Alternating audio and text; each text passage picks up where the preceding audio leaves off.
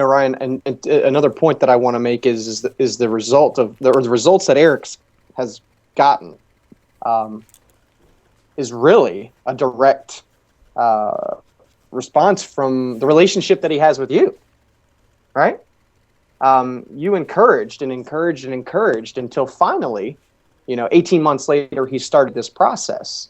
And, I encouraged you to do a podcast, and it took some time for you to get this off the ground. So I don't want everybody to think that just because we talk about these things that, that it's easy for us. It's not, right? It's definitely not.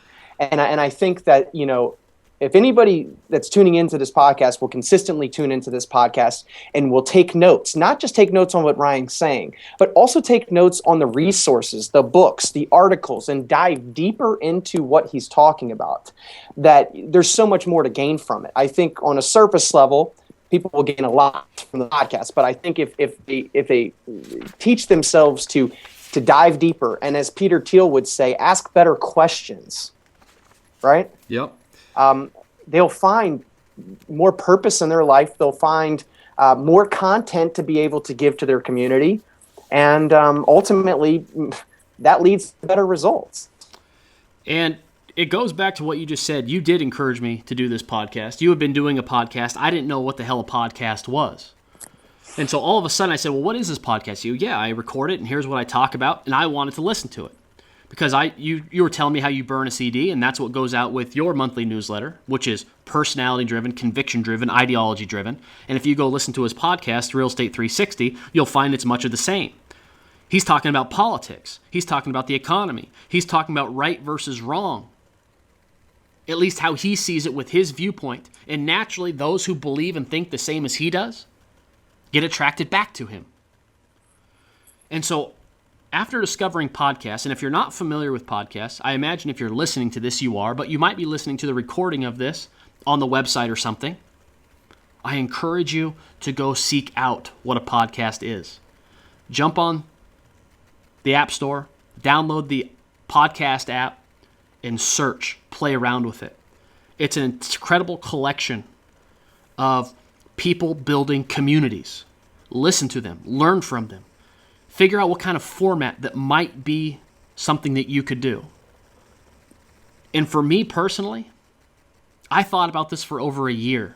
I was going to originally launch this in October of 2013. Here we are in 2014.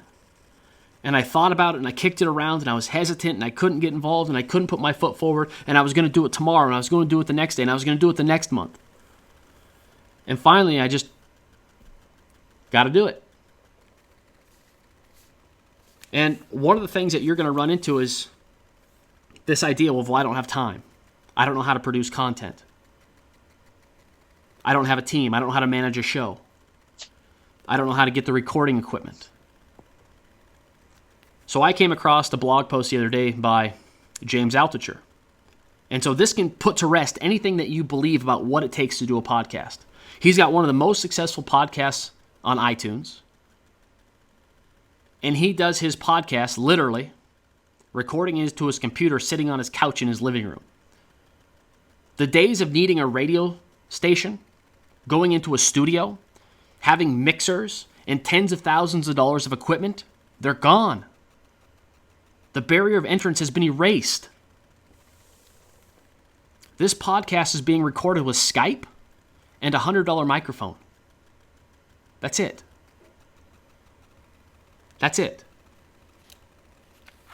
And so from a financial standpoint, there's no excuse not to do it. From a content standpoint, yeah, it takes work. You got to figure it out.